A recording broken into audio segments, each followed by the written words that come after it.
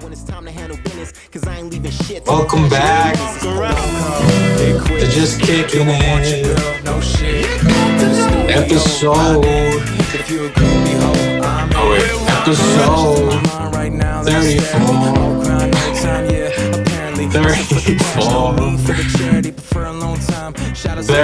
Alright. I'm just trying shit out, y'all. It's episode 34 of Just Kicking It. We in this bitch. My name is Soy. I'm with the homie Polo Show. And we are artists. We are artists. Let me say that again. We make music and it's fire. If you want to check out the music, I have an album out called On the Search for More. It's on all streaming platforms. It's fucking dope. It's a really sick album. And there's another mixtape down there too. We have a plethora of music. Show, anything? You got an album coming up? You just put out a music video? Yeah, I just put out a music video for one of my singles, Price Tag. Check that out. It's out on all DSPs. My artist name is Polo Show. Available on all DSPs. I got an album coming out titled Determination. So yeah, follow me on whatever you listen to music on. Yeah. Word. All right, let's get into the show. I have been excited. Genuinely, dude, I have actually been really excited to talk to you about this verse. Jay-Z, arguably the GOAT. I feel like right now, best rapper alive is like a toss-up between Eminem and Jay-Z. I think either way you go, it's pretty much the best rappers. But this Jay-Z verse just reminds us, first of all, it's not just a Jay-Z verse. It's an album called Black Judas, and the song, what is the song called? Let it. What it's like. This is what it's like. What it feels like. So it's a Nipsey Hussle song, and it's a Nipsey Hussle song through and through, where it just has that. The beat is crazy. The beat is. I want to say that first. The beat to that song is super sick. And it just gives me hope because I feel like that's the direction hip hop is going. Is that I feel like that's actually, I'm sorry to cut you off, but I feel like that's actually a Nipsey song. I felt like, do you remember on what's the last album that Rick Ross put out? Port of Miami 2. He had a song with Nipsey on there. I think it's like Rich Nigga Lifestyle or something. But yeah, I think that's one of the best songs on that record, and I felt like it was just very similar. But yeah, like Nipsey definitely had an ear for what he was rapping on prior to him passing. So I feel like that's what this is. This is like a Nipsey record that you buy, and Jay just came with some sauce on it. Dude, there's a guy that's featured on there. He was actually also on Crenshaw. He's the guy that was on The Hook. He's also on Born Sinner. What is his name? It is escaping me right now. You know who I'm talking about? He's probably on his label.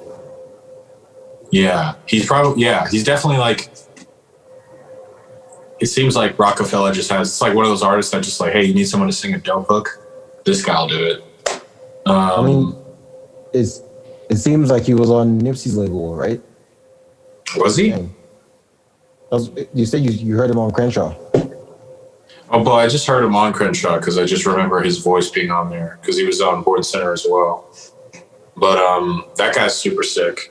But what did you think? Montree, is that what you're saying? Yeah, James. Is that his name? That's probably who it is. Yeah, James he's like a session singer. That's what they call them. Yeah, that's his name. Dudes, they don't get credited for their vocals. Like that's why he's not on the song. But yeah, he's that dude. It's like Dream does that sometimes. He's usually a songwriter, so sometimes like you usually hear his voice on the song, but he's not credited. Yeah. Like Marcy. I really like, Jay-Z. Marcy Me. Damn. That's probably one of my favorite Jay songs, actually. The singer at the end of it, but that person's not credited. Yeah. Marcy. It's fire. I'm going to listen to that. I love that song. There was a time in my life, dude, where I was listening to, Smile and Marcy Me, I think every day for like a long time. I just like those songs. But that's a side note. Let's talk about this Jay verse, bro. That's a great.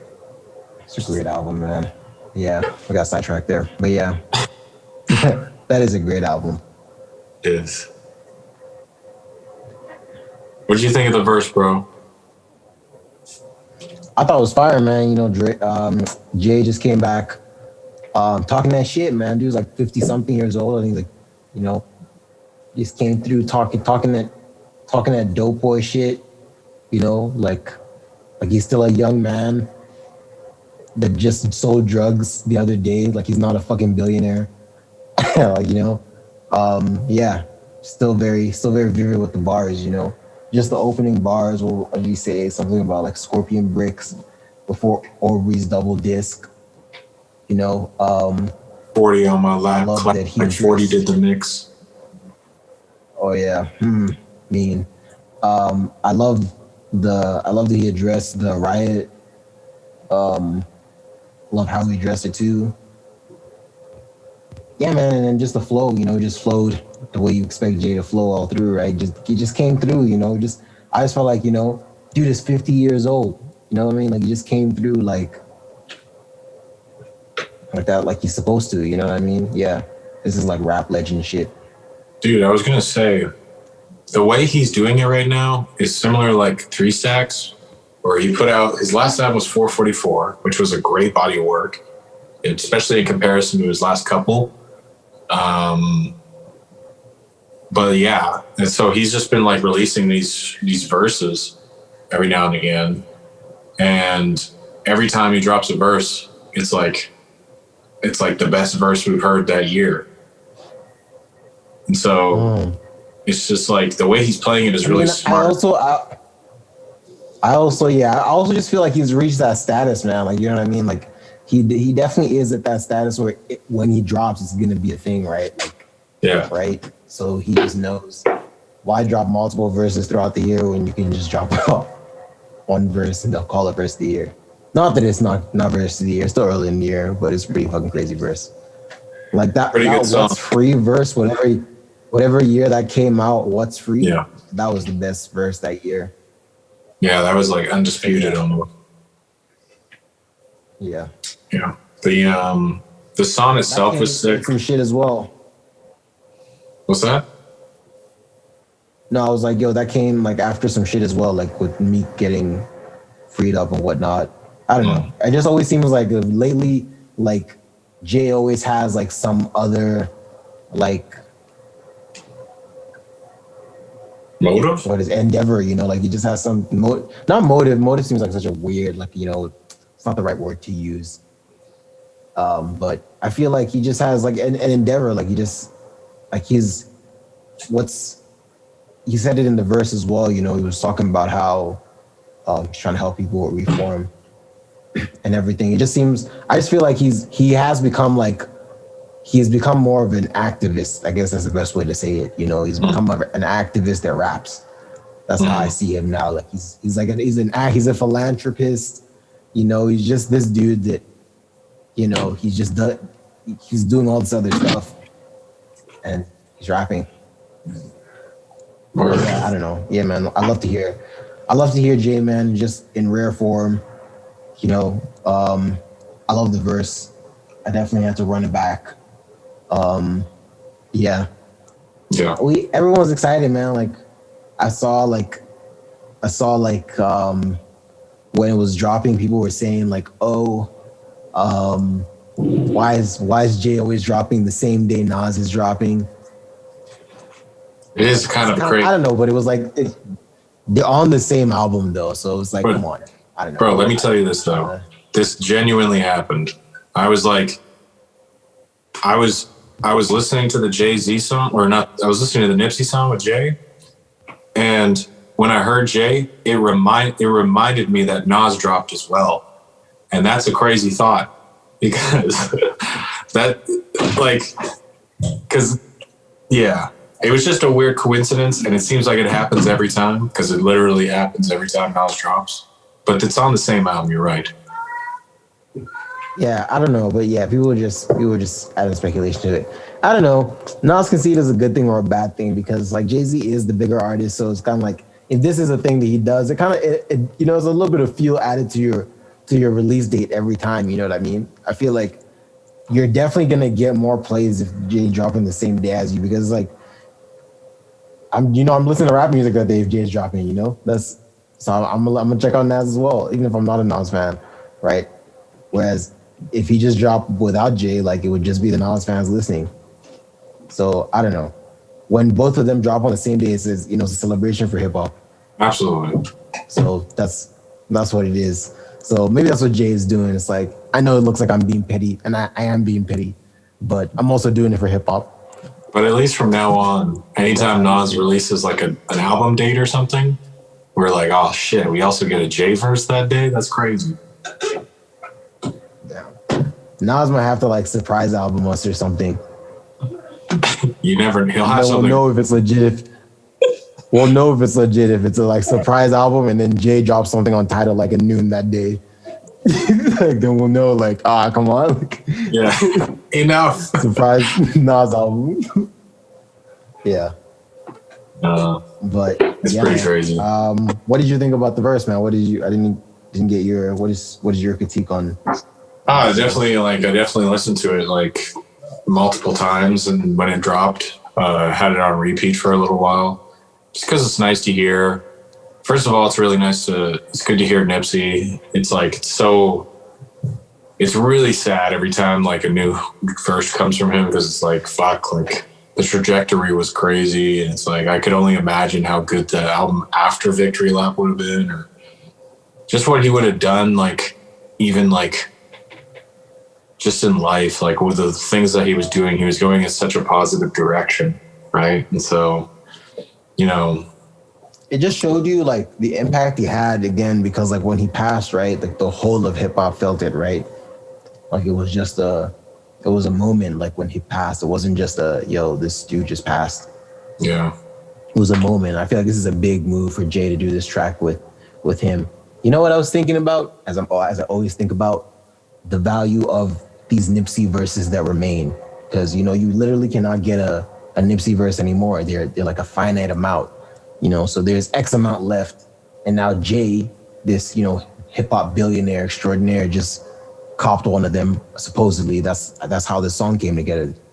Now how much is the next guy gonna pay? Now that literally the status of these very rare verses has gone up. Now Jay's the kind of person, you know what I mean? Like, so it's like shit. Yeah, that's gonna be expensive, man. Nipsey's family's doing good, and Nipsey was all about 100% ownership, so they're eating. True. Yeah, that's true. Yeah. That's a good point. But yeah. So that's what this is, man. That's what this is. Nipsey's family definitely ate from this Jay collab that just came out. And that's the beauty of hip hop, that he still lives on in that way. So yeah, shout out to Nipsey Hussle. Shout out to Jay. We didn't really talk about the Nas joint, man. What do you think about the Nas joint? I really like that song. Nas is so good at rapping, bro. I don't even want to hear anything without Hit Boy. I want to hear another album with them. I think the beat is crazy. Hit the bag, right? Yeah. I feel like that's always been the issue. Like when people talk about like Nas or Jay, people have their critiques, but people always say that Jay picks the better beats, right? But I just feel like since linking up with Hit Boy, Nas has been getting that. Nas isn't getting that anymore, Now you have a guy he's got a good ear, He's been hand chosen by Kanye. Well, I think of all the drops that Hit Boy had, like even the Sean one, I think the best one still was the Nas album. Like, to me. Really? Even better than The Butcher? Yeah, to me, I liked it more. I returned to it. Fair. Like I said, I'm not like, I haven't actually gone back to Benny in a minute. I should check out some Benny. But yeah, no, for me, like I said, I definitely prefer Tana Talk to that last one. Yeah. The last one was more like, it was like the Hollywood Benny, and I get it. Like I showed some of those tracks to my sister, And like, there's nothing on Tana Talk that like my sister would fuck with. But she was fucking with. She didn't like 97 Home.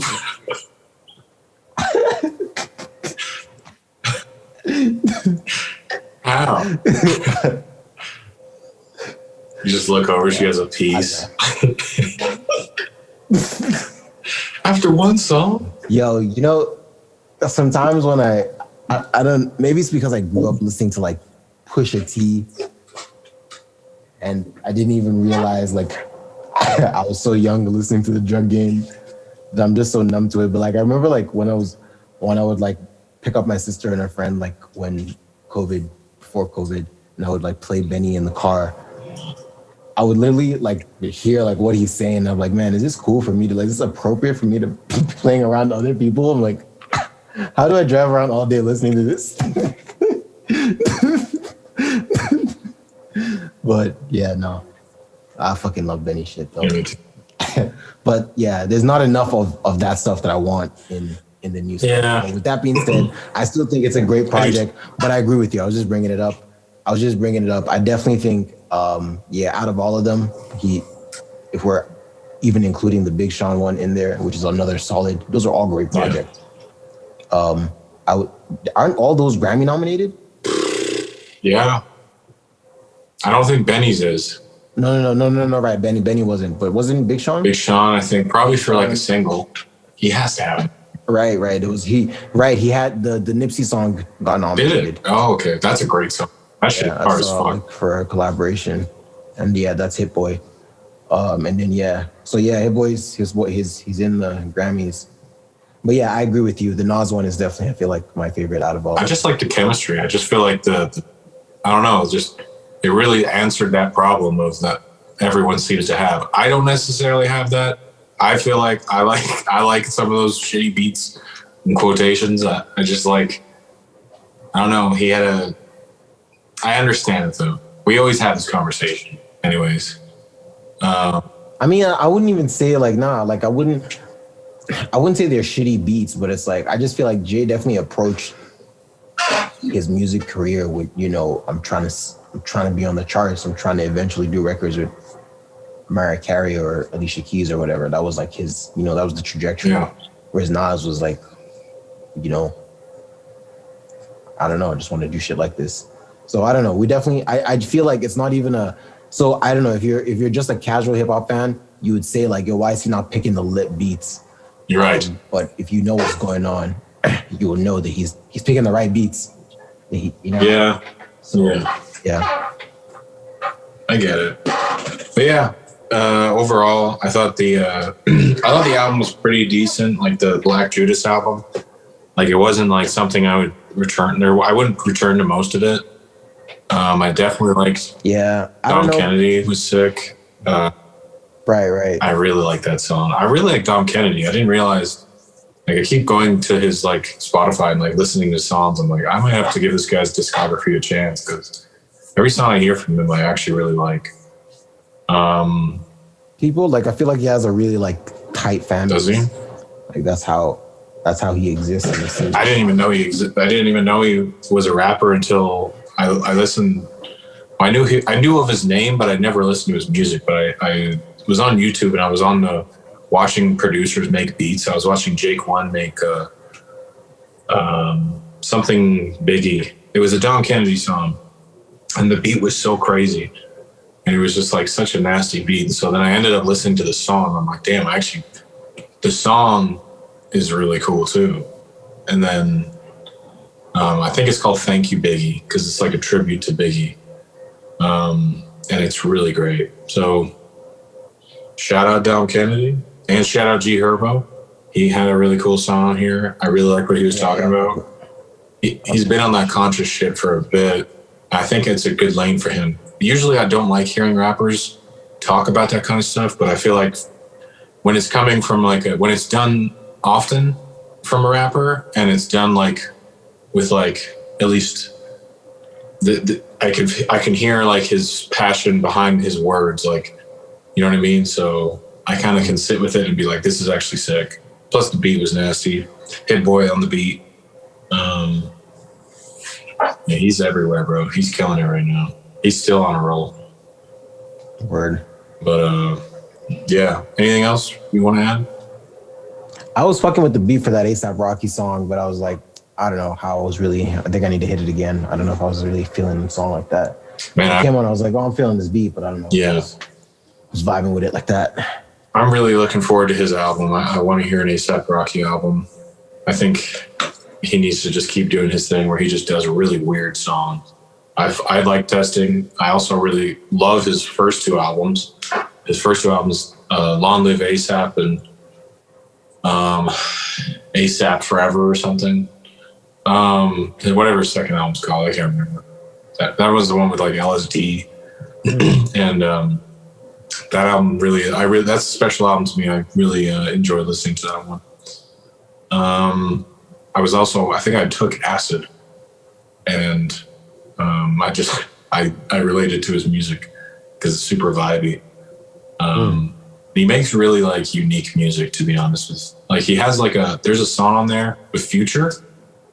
Probably my favorite Future verse, and it's like a really weird beat. And it's super great. Yeah, I could go on. Anyways, check out the album, y'all. It's actually dope. So next we have the Super Bowl. That was the thing. We learned about the Super Bowl last week on the podcast before we did the podcast, to be honest with y'all. I don't even know the score. We had an opportunity to look it up, and I didn't. Did you? Nope. Yeah. So I'm not the biggest sports guy, but I know Tom Brady won, and this is like his 7th win, which is fucking crazy. Yeah. He's definitely a super athlete. He doesn't even look like a human. I saw an interview with him. He looks like a machine. He looks like he looks like a TS-100 or whatever. Like the Terminator thing. He looks like he came from the future to find John Connor. You know what I mean? And play football in the meantime. Yeah. I'm going to win these games, but there was John Connor. Like, what the fuck? It's programming. I feel you. I feel you. Yeah, go ahead. No, it's definitely... Yeah, sports is definitely not my thing either. But it's definitely dope. Like, it's definitely... Is there anyone else that's gone to 7 rings before? No, dude. Michael Jordan only got 6. And it's legendary shit. Dude, for real. Tom Brady's basically like the leader of the team. And the Tampa Bay, I don't know the last time they even won a Super Bowl, but he went from Patriots to Tampa Bay, and he literally elevated the team so much that they won the fucking Super Bowl. So that has to mean something. That's crazy. Yeah, I didn't know until my brother was telling us that this is not even the Patriots. It's like he's with a different team. Like how can you have so much confidence in your game? I was going to quarterback a different team, but the outcome will be the same. Yeah, it doesn't matter where I go. I'm God. But yeah, it's actually really sick. Like just from like a greatness standpoint, it's really cool to see people in our time that are like surpassing. Because it's hard to compare people from other sports, but I feel like a good gauge as to how good someone is the amount of wins they have. I feel like that's just as like society, we've accepted that if like Drake is number 1 because he has so many wins. He has so many number 1s. Yeah. Like the leading number 1. Like he's ahead of the Beatles, Michael Jackson, and Madonna. Like he's that big now. He's now like in all of history. He is. He needs to drop his album. That's what he needs to do. That son of a bitch. I'm waiting. I'm like, I need something sad, bro. Come on. Like, what the fuck? But speaking of like Toronto, fucking The Weeknd also performed, and I watched it, and I'm gonna be real. Well, let me hear what you have to say first. I want to hear your thoughts. I liked it, man. I really liked the performance. That's huge. I feel like for me, I'm definitely a huge Weeknd fan, man. Like I would say there's not a lot of artists that I would say have like from the jump, like from their inception, I've followed their career up until now. And The Weeknd is like one of those people. I would say in the more recent times, like I don't listen to his albums like that because there's more pop albums. But I definitely was part of the esque in like 2013 when people didn't know who The Weeknd was, You know, he was still just this online figure putting out these dope mixtapes. We thought it was actually a girl at one point. So, and then there was a whole reveal. He did like a concert live in Toronto. I'm a man. And that's when everyone saw him. Like, oh, people actually thought it was a band or something. People didn't know what The Weeknd was, but like, even then, like he had the endorsement from Drake. Like Drake was sharing his music, so it was just a whole like I just watched his whole journey. So I mean, that's why The Weeknd is so closely tied with hip hop, right? Like he's this pop figure now, but he's still like he had this come up with hip hop, right? He put out mixtapes and shit. Drake is in this come up, you know what I mean? Like so that's why he will always be hip hop. I mean, regardless of what he's doing. Yeah. So yeah, it's for me. It was crazy, man. Like it's definitely something to like idolize. You know, to see him go from his story is that he was homeless on the streets. You know, but he could sing. You know, anyone that hears that voice knows like what the fuck are you doing. So yeah, with that voice, he made it to where he is right now. Like headlining the fucking Super Bowl. This is the first ever Super Bowl performance that never had another person with it. Like they usually have some other guests, like when Beyonce did her shit, like like the Destiny's Child came up. Someone else will usually have another set within your set type thing, but The Weeknd did it all by himself. Apparently he didn't get paid for this, and he spent $7 million of his own money. What the fuck? On the set, like that's why you saw all that crazy shit going on. But yeah, I saw in the following week, like his songs like earned it. A couple of his albums like went back on the charts to like the peak positions like they were at before. So literally that paid for itself. Like that's why people pay like $1 million ads to get on the Super Bowl, like 30 seconds of Super Bowl, right? Just because it's the most people watching TV ever during a year, right? So yeah, that paid for itself. That $7 million was money well spent. I don't know what the situation was, why they didn't pay him. I don't know why he had to pay, but I saw like on his Instagram and his Facebook, he basically posted like a picture of himself smiling during the thing, saying like, thank you to Pepsi, Rock Nation, and NFL, just thanking everyone, like, yo, I had a really fun time, blah, blah, blah. I don't know. So I don't know, people might have thought there might have been bad blood there because he had to pay, but no. It's sure. I remember like all the chart stuff. You can like look it up. Like almost all his songs like charted again on not just on Billboard and like iTunes and shit. Like just from that night, right? Like, and that's what it was like a medley of all his biggest songs, right? And that's really what the Super Bowl performance is about. So yeah, I kind of went off there, but I really enjoyed it. For me, I watched it afterwards. I saw it was like a 10-minute performance. I watched the whole of it. I really watched it. Like for me, it was like that's just crazy. Like to know where he came from, to be like, doing this fucking Super Bowl thing. Now it's like he just keeps rising as a star, right? Like this is there's levels to this shit. Now you've done the Super Bowl, you've reached a different level. So yeah, I'm happy for him. What did you think of the performance? I thought it was pretty sick. It was it was kind of creepy. I don't know why he had all those guys in the background and like it looked like the devil was there at one point. I was like, what is going on? This guy's crazy. But he always has these storylines that are really fun. Artistic shit, bro. Like that's what it was. Like that's it's part of the character. You're gonna spend $7 million on a set, then Yeah, you need the devil. I need the creative director to be all out. You know what I mean? If you're gonna convince me that I need to spend $7 million on this set, I need you get me safe.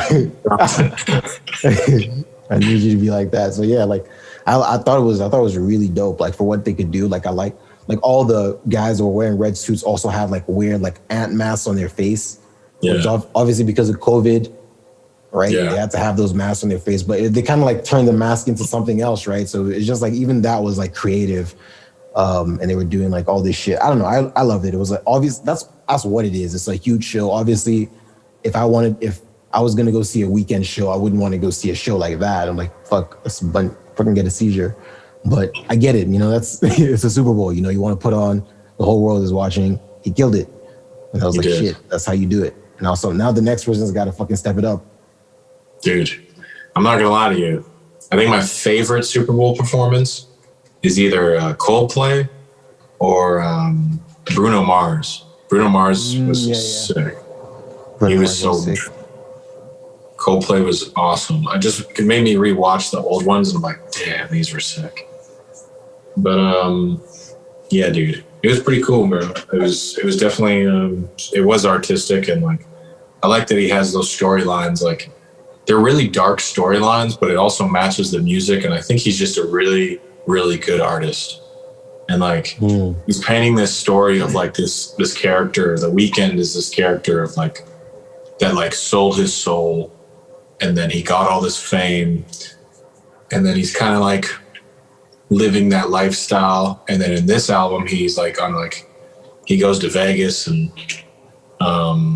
it's like a one night in Vegas type feel. It's really cool, man. That's how that's what I see when I think of The Weeknd. Like, even though, like I said, I've listened to all his albums. What am I saying? Like I said, I don't really like get into, but I've listened to every album he's put out.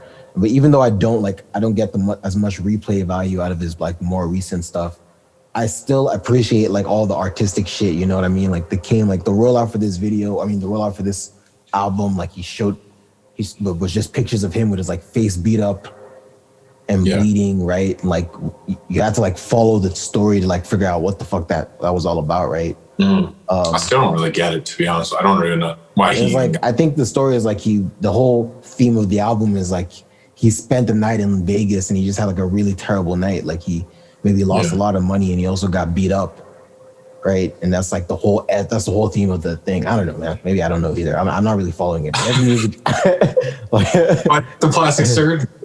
I don't know that either. Like I saw that one. Okay. I don't know about that. But it looked like it was just like because he looked fine at the Super Bowl performance, right? So it was just some shit. Thank God. But yeah, I don't know. It's obviously just part of the. It's obviously part of the rules. But I would say like, I don't know.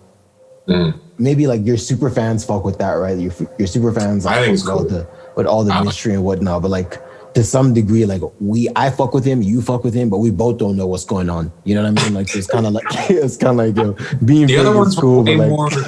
The other ones were so much more easy to follow, like the storylines. Exactly. So this one is very complex, or it just makes no sense. I don't know, but I'm sure it's more complex than makes no sense.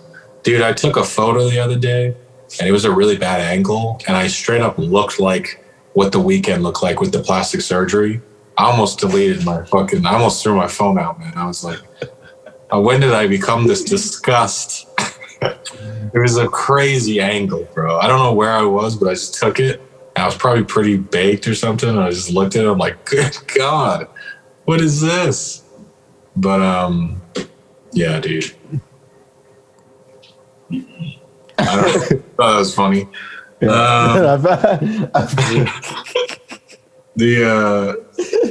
Next topic. Let's do this.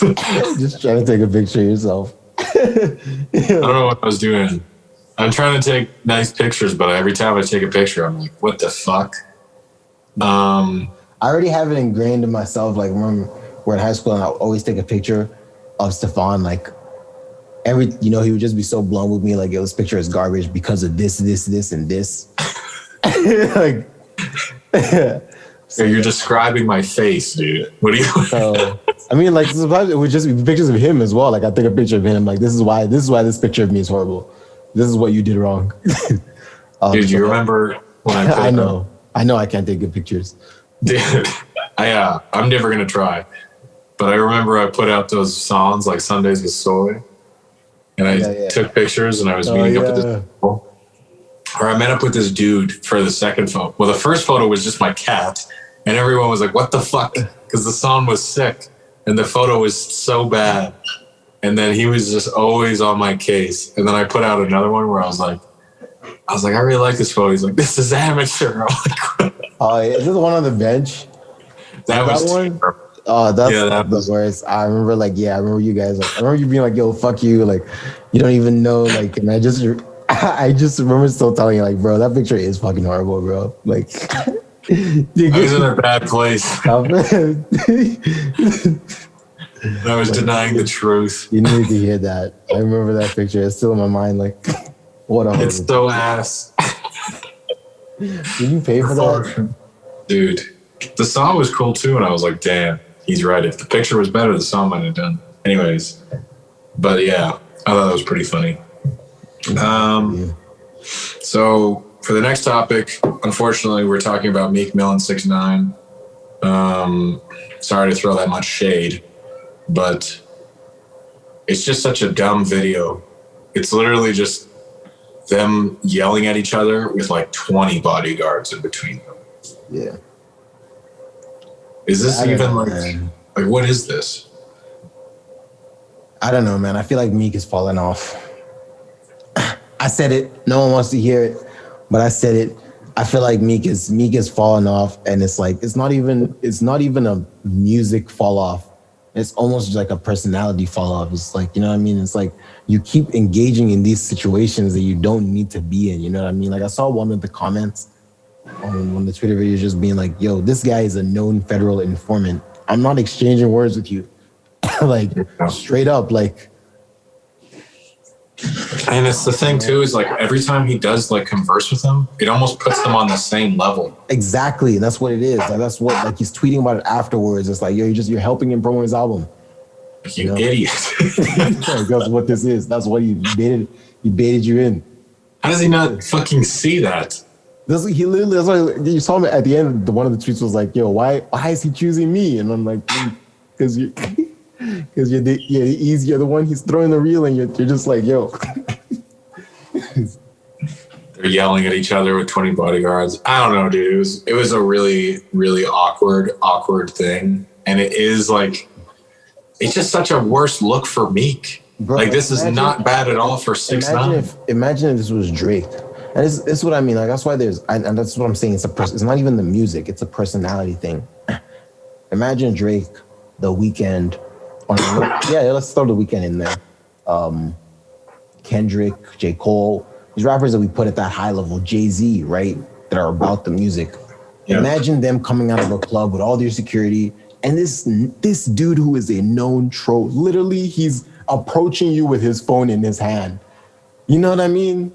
You knew what it was. Just get in the car. Would Drake really stop to be, you know what I mean, doing all this with, they're hopping in the whip and they're going as fast as they can, because they know this guy's dangerous, really. Like, it's not. And they know their status. They know that they don't need to talk to them. Exactly. They know, like, he's tweeting, Meek is tweeting like, "Yo, that dude waited for me.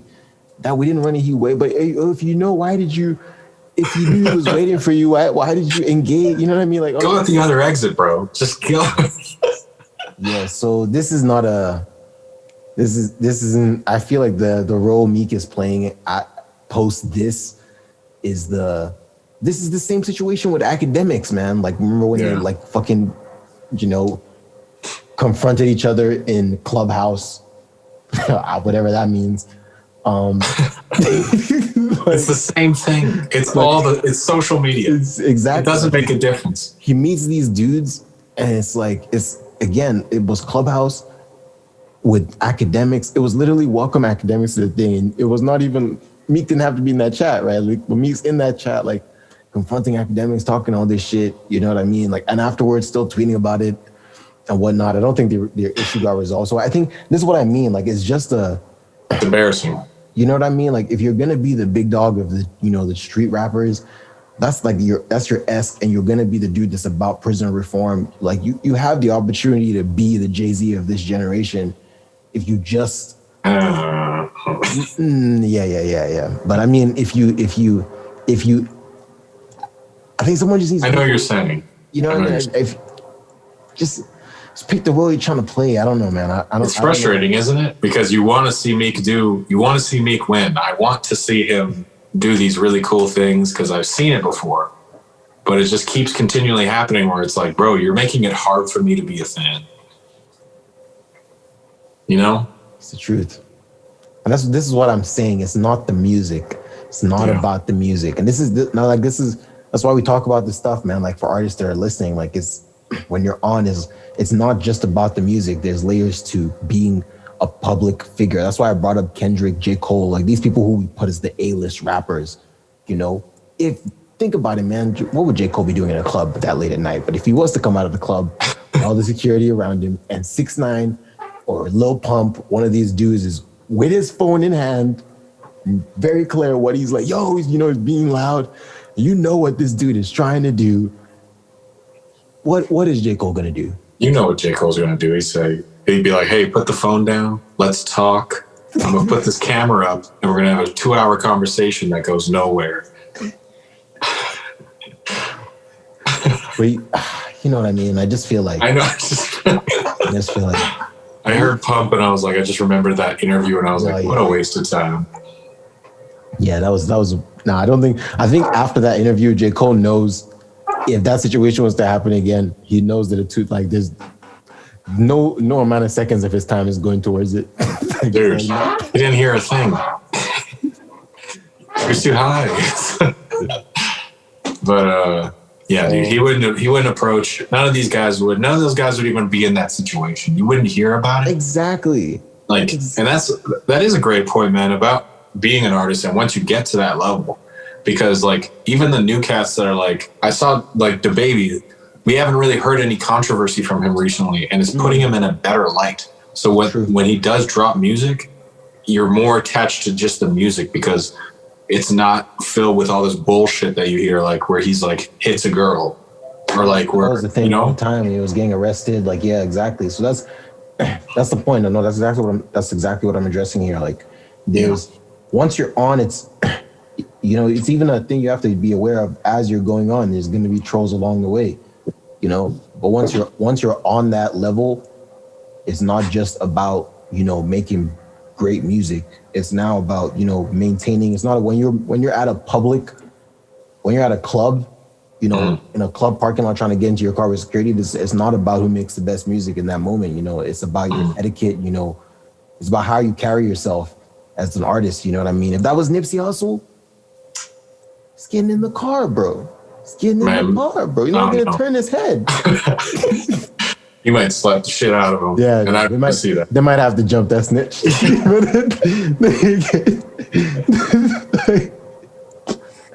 But now he had the camera out though. Like I just think anyone who knows, like just the same way you would avoid like a crazy fan coming at you with like a camera out. You know what I mean? Just the same way you would duck from that. You know what I mean? It's just us.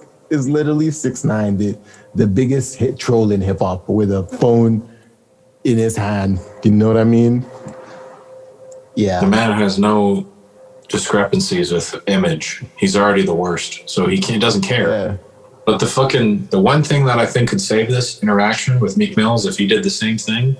If he didn't have any of his bodyguards and it was just him. Now, more dangerous, yes, but the look would be him confronting this kid by himself, and that would make him, at least the perception I think would be better. But the fact that there was like 30 fucking security everywhere, they couldn't even get to each other. Did you read his tweet? No, dude, I'm not trying to do that. He was like, yo, the dude was like, he said I spit on him. Like, that's what he said, like in the first tweet. Meek like, spit on let me read the tweet, dude. Like, it was in the one you sent me. I mean, that's even worse, man. That's what I'm saying. I was like, it's like flexing that afterwards. Like, how was that a flex?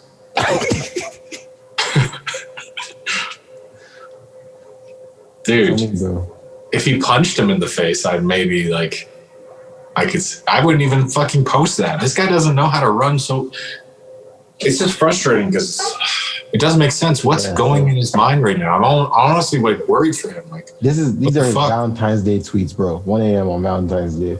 6ix9ine weirded outside the club for me. They're trying to get us. What the fuck? Why did? Where did you say that? We didn't. Let me go. He's just saying we did not run from them. Who's we? Dude, I don't Looks like know. he's deleted those tweets, which makes sense. Of course. That was the wise thing to do. He should delete that whole interaction if he could. Yeah, man. It's just sad. I don't like seeing it. Like, I don't want to see Meek Mill fail like this. And it's like, I'm sure he's a cool dude. Like, I feel like he's probably like a really chill guy. But like the perception right now of Meek Mill is bad. It's really bad. He needs to sit down with his team and be like, yo, we need to change. We need to go back to when he dropped championships. Like you were saying, like where he's like where he has a message, where he's actually talking about something. That was the Meek I really liked that side of him, because it was like, yo, this reminds me of Philadelphia.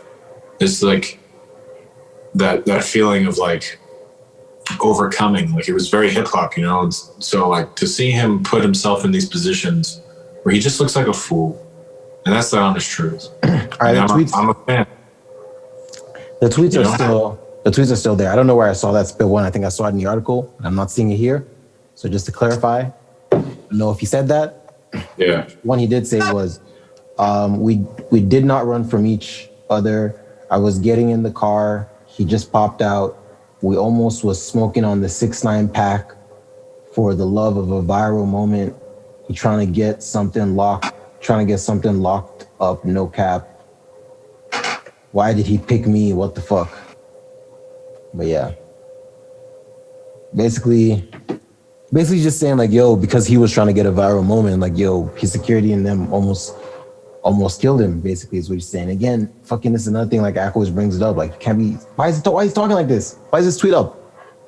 Why is Reform Me talking like this? I don't know. He's losing it. Yeah.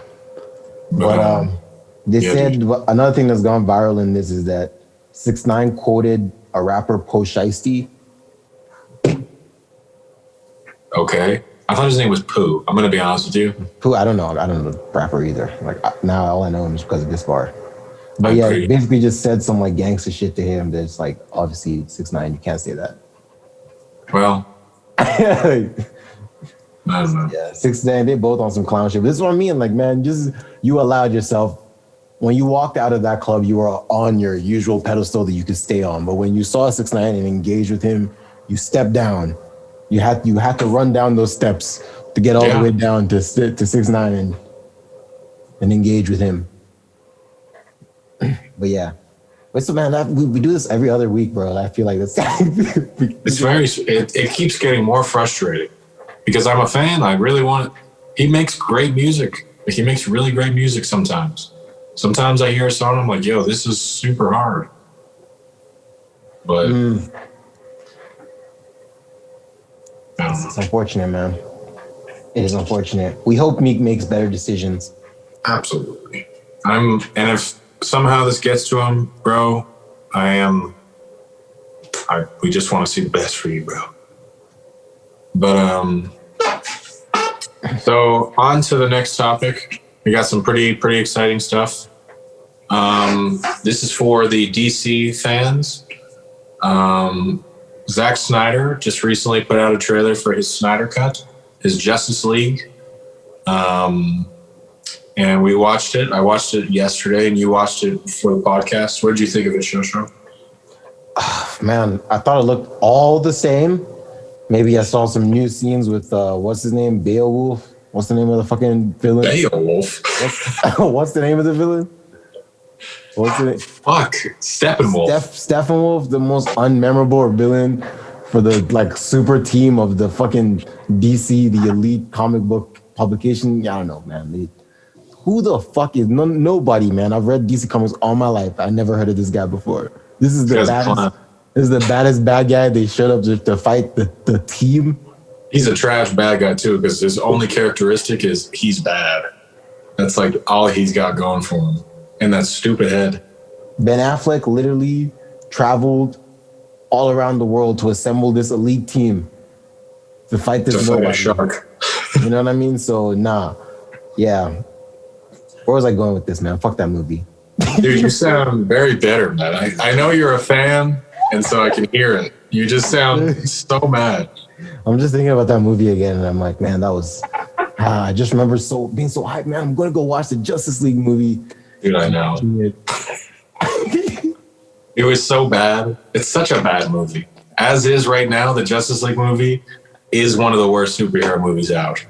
Yo, but have you seen the very last? And not so we don't get sidetracked. I'll remember the Fantastic Four movie, the one that had Michael. Shit was ass. Michael B. Bro. Jordan in it. Do you know what I'm talking about? That shit was so bad. That literally has to be the worst superhero movie I've ever seen. That's got to be it because it had a lot of potential and it was cool. And then, like at one point, it just made no sense. Yeah, It was incomplete. Man, I remember watching that thing and thinking to myself, bro. They were like, when the credits started coming up, all these people were on set. They saw this script. They saw this final.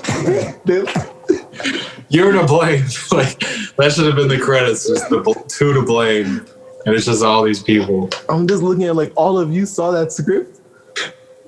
All of you, man. Michael B. Jordan, all of them. They came back from it though. They all had like all careers bounced back, but like that's like a good mark. Man, I think some of those guys are left. Some of those, I think probably the director's fucked. His last movie was Fantastic Four. You're done. You gotta go do some short films now to get bro. yourself back to indie, bitch. Build your portfolio again. You gotta change your director name. Yeah, you gotta go to wherever you go to get a new name, and you gotta fill that application and do it this instant. You fuck.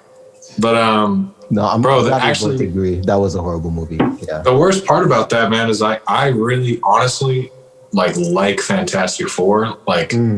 I feel like my favorite Marvel villain is a Fantastic Four villain, Doctor Doom. And every time I see him, he is trash. He's sick in all the animated shows and like all the animated movies and in the comics and in the games. He's super sick, but they just can't do it in these movies for some reason. I feel like it's a really easy thing to do a Fantastic Four. Like they have so much material.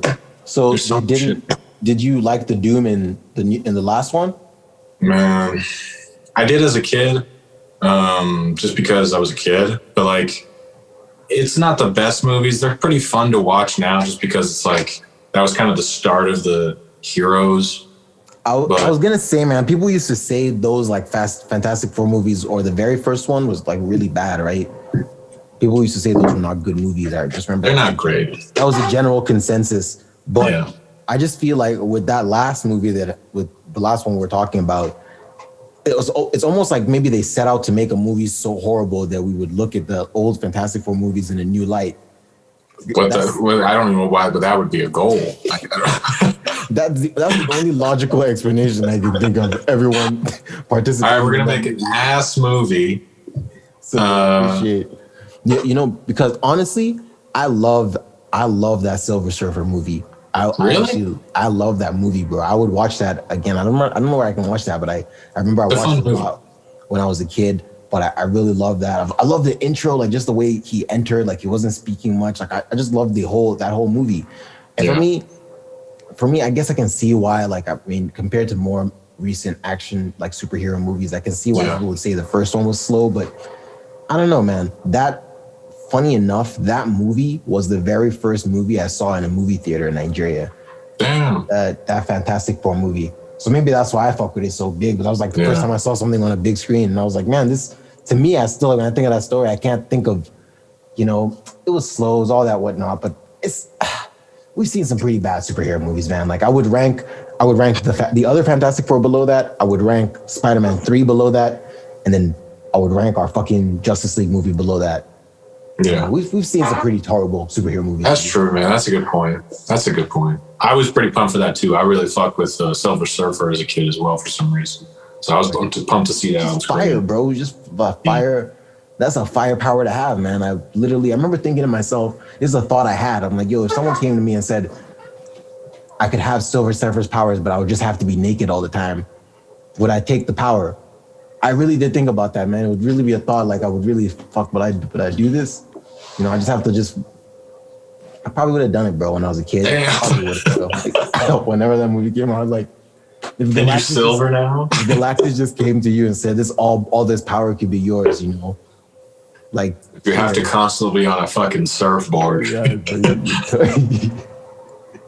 but yeah, obviously, I wasn't thinking about that. You're gonna be my bitch on a surfboard, but I was just thinking about the power aspect of it. Like if you just, I hope you like surfing,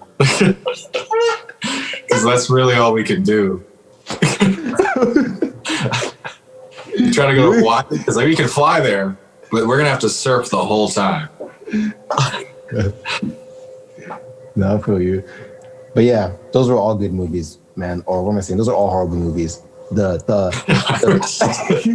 just naming bad superhero movies. The one that I was just thinking about, the very first Fantastic Four movie. I feel like people give that a bad rap, but I think that's a pretty good movie, in my opinion. I feel like I could watch that again. Dude, you know what's a terrible fucking superhero movie that I love? No. Is Batman and Robin. That shit is so bad. Which one is that one?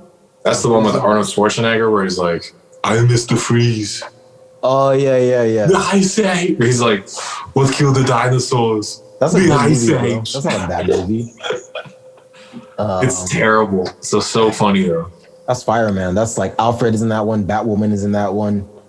Robin. There's like the whole story, like Robin comes in. Like that's the George Clooney is the Batman in that one, right? He's actually a cool Batman. I actually didn't mind him as Batman. That's a fire movie, bro. He was a good Bruce Wayne. I'm definitely a Batman stan, but I know that I'm still an objective stan because I know that the Ben Affleck Batman vs Superman was garbage. Man, stop. I just feel like where I was gonna go with that is I don't think there's ever been a bad Batman movie. Like, you know, they change with time. Like sometimes again, like you can't compare the George Clooney one to like Chris Nolan's Dark Knight. You know what I mean? That's night and day. But it's like I still like I remember watching that Mr. Freeze one as a kid, and I enjoyed that. You know, I got value out of that. Yeah.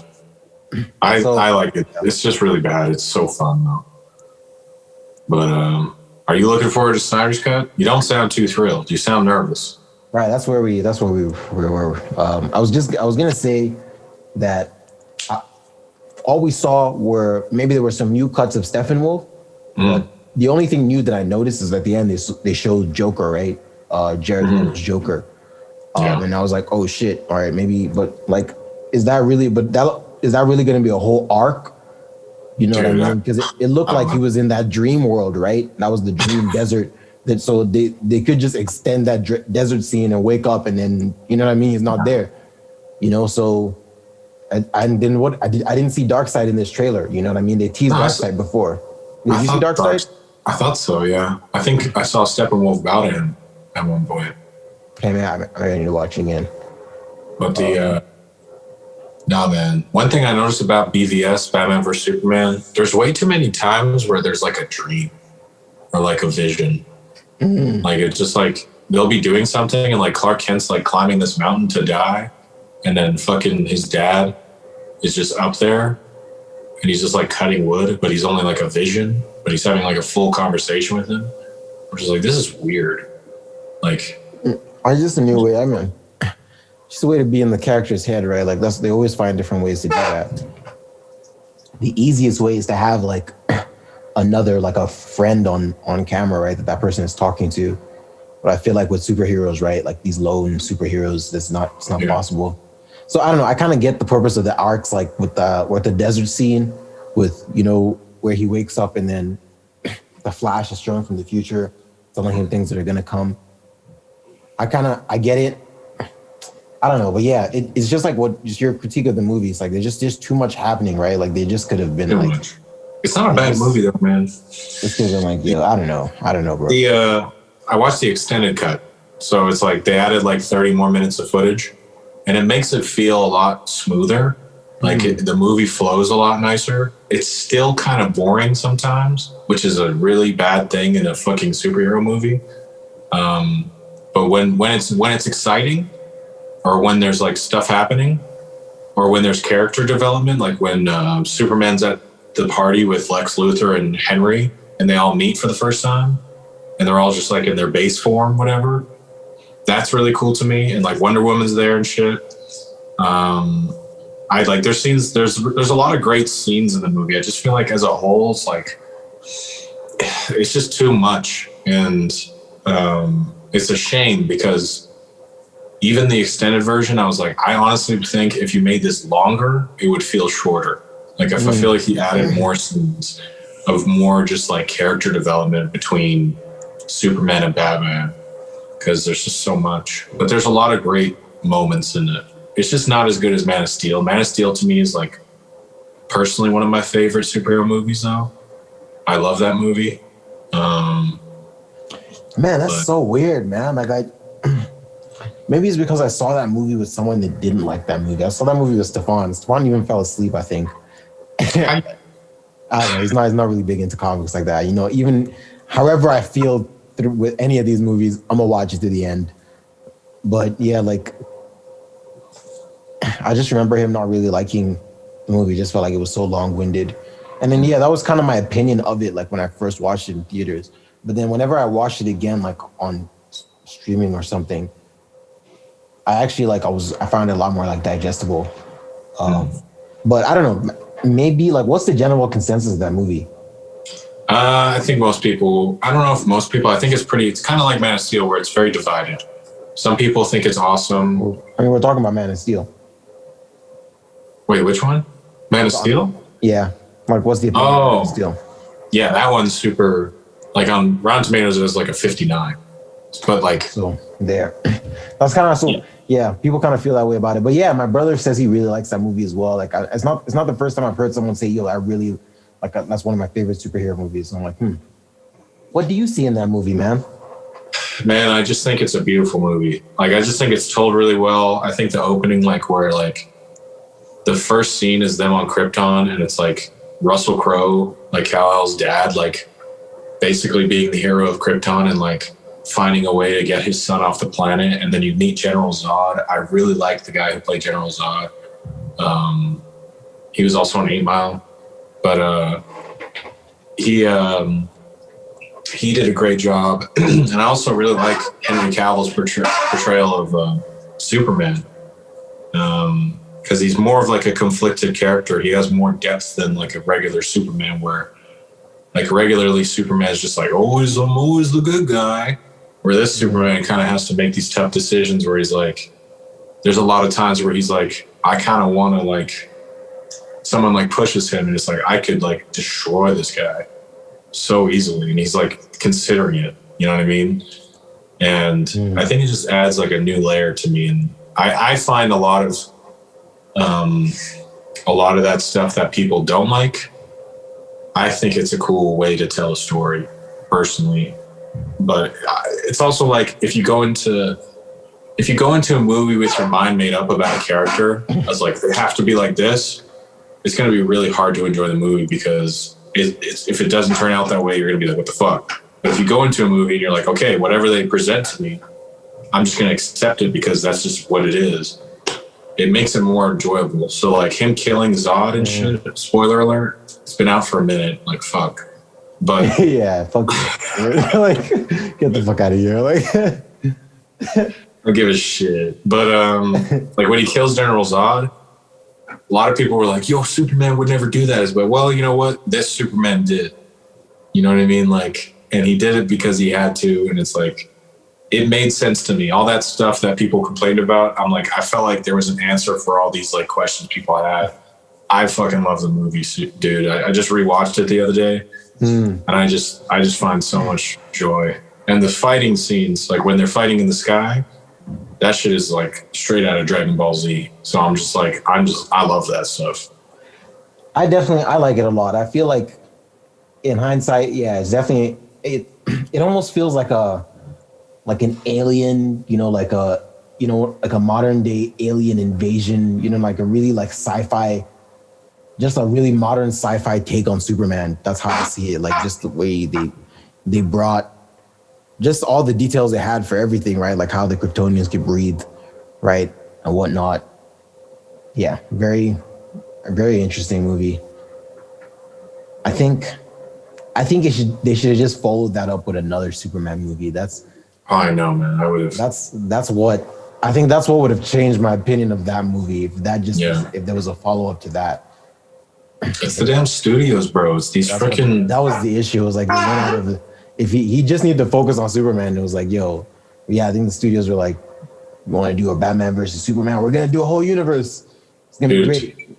It would have been crazy because they could have done because Ben Affleck, who is actually like a really great director, he has Oscars. He's won Oscars for direction. He's won Best Picture, like for Argo, which is an awesome movie. He also made The Town, which is a great movie. Fire. And so he would have directed the Batman movie. He could have had a solo Batman movie directed by Ben Affleck, one of the best directors right now. And it's like the potential was there. It's just they got so antsy because Marvel was killing it. But I feel like you're right, man. If they took their time and they built up to Batman versus Superman, it would have been so much more satisfying. But because it was so forced, it's like, it's cool and it's a cool scene, but it's just so much. Anyways. Yeah. I think that's what it is. They're just trying to compete with Marvel, like, and Marvel was years in the making. Yeah. And that's what I'm worried about Snyder Cut, bro. What do you mean? I'm scared it's going to be way too much. No. I was going to say, my brother was telling me that basically on Disney Plus, all the Marvel movies in the cinematic universe are like ordered.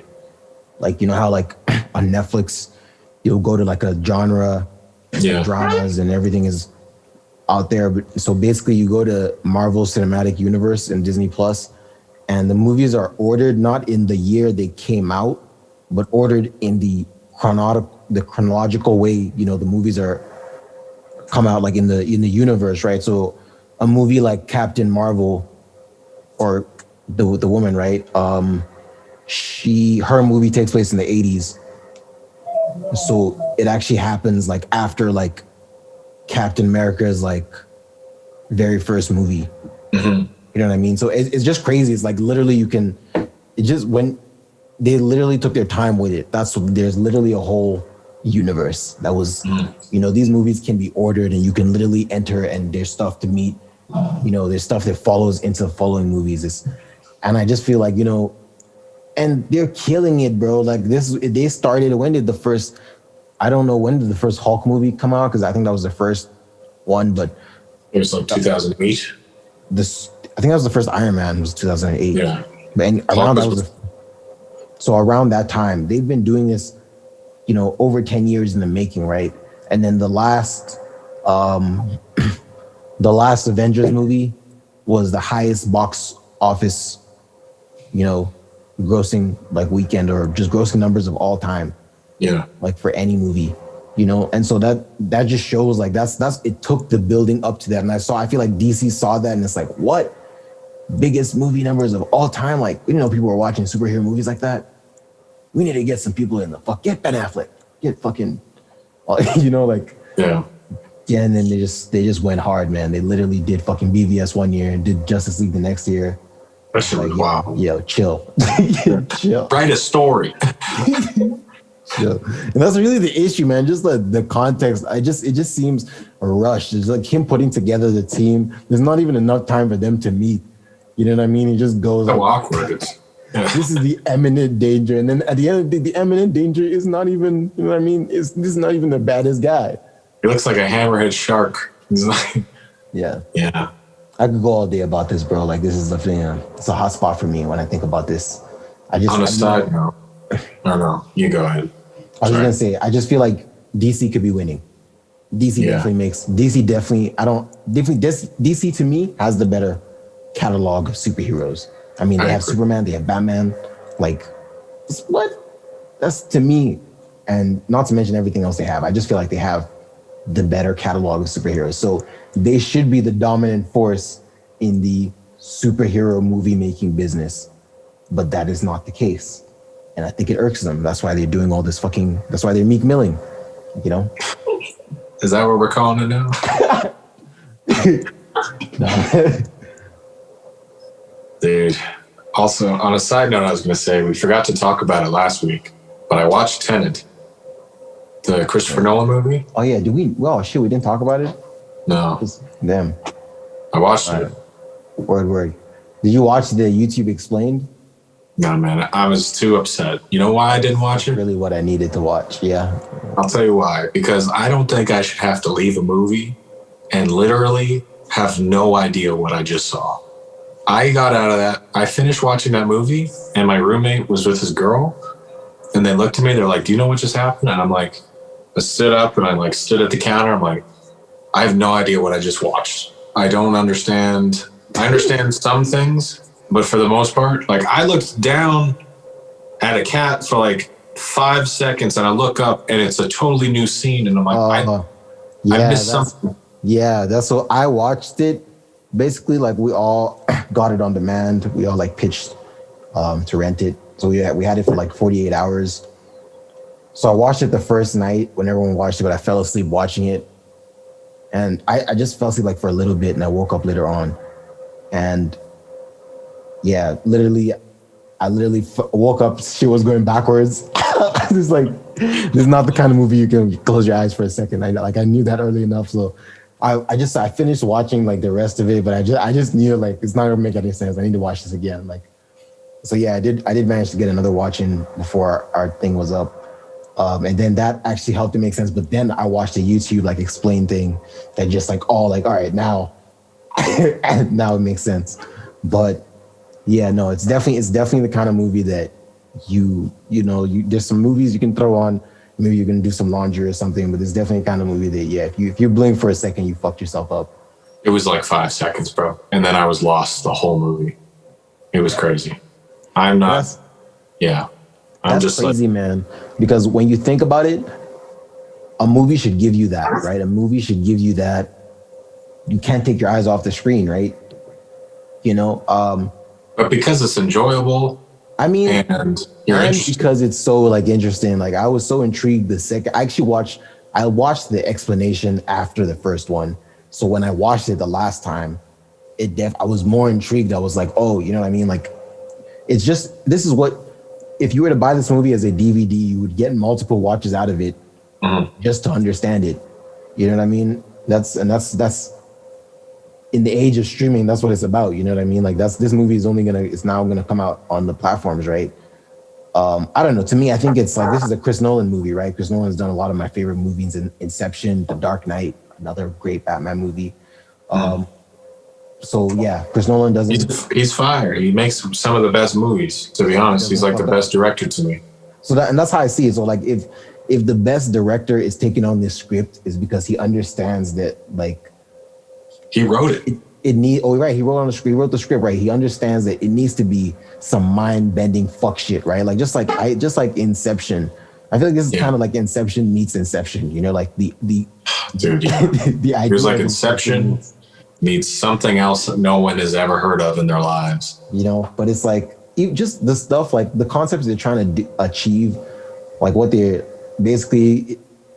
For those, again, this is a more recent movie, so spoiler alert. But for those that don't know, there's a lot of like, time travel and whatnot going on in the movie.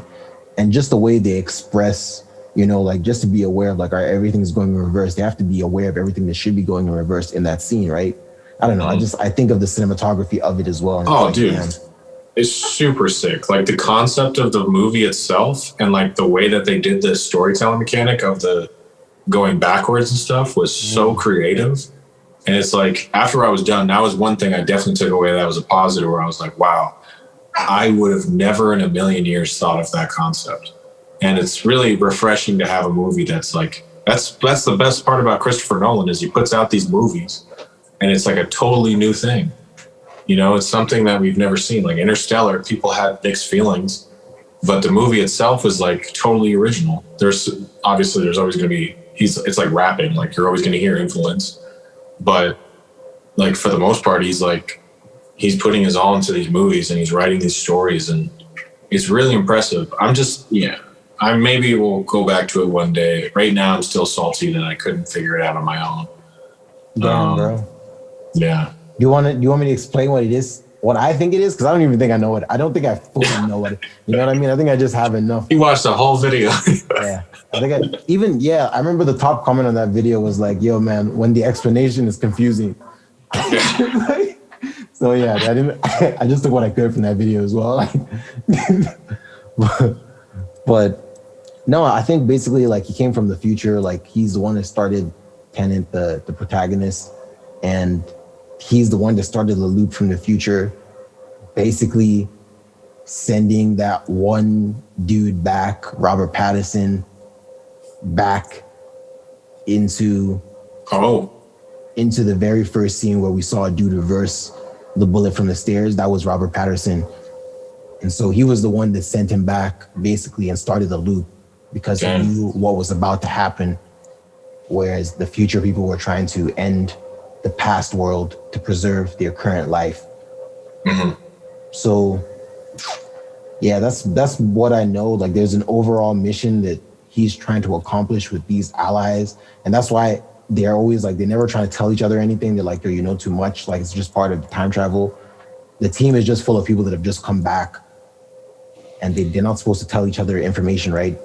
Yeah. What was another? Yeah, I think that's I didn't even know that, dude. You honestly, like, I've seen the movie and it feels like it's been spoiled. That's how confusing this shit was. Because I didn't even realize that. no. I didn't know he was. Yeah. What do you? I mean, I thought you. What do you mean by the idea? Like, what concept do you mean that you would never have thought about that? Just the whole, like, the way that they were doing the reverse thing. Like reversing, Yeah. and actually, like time is reversing as well. Like, Yeah. I never seen that. So yeah, that's exactly that. That looked dope on screen, but exactly so what that is basically there is the machine that you can enter and go back in time. Basically, when you enter the machine, you are now moving in reverse. Okay. Yeah, I knew that. Basically, and so the version of you that is moving in reverse will most likely intersect with another version of you that is moving forward. And so that's where there were scenes where you can see like the scene where the woman is going away from the boat, where she sees herself diving off the boat, or where the dude is driving and he sees himself in a car crash. So that's how there can be multiple of people in the same time. So that's what's happening there. The scene, the parts where they have the two sides and like one is reversed and one is forward. That's super cool. That's the machine, exactly. The one when you enter the machine and when you come out of the other side, you're now in reverse. That was cool. Yeah. That was cool. The fighting was sick. Also, the acting was great. It really made me pumped for the new Batman with Robert Pattinson because I was like, I don't know how this guy's going to be, but he killed it. He did a great job. It was Stefan that said that to me. It was Stefan was like, I don't know how I feel about Robert Pattinson as Batman. He was the one that told me to check out the movie, and just saying that his performance in it definitely. I think a lot of people are saying that just his performance in it was like, all right, you're definitely gonna do a better job than Ben Affleck. I think you say that. Just based off that.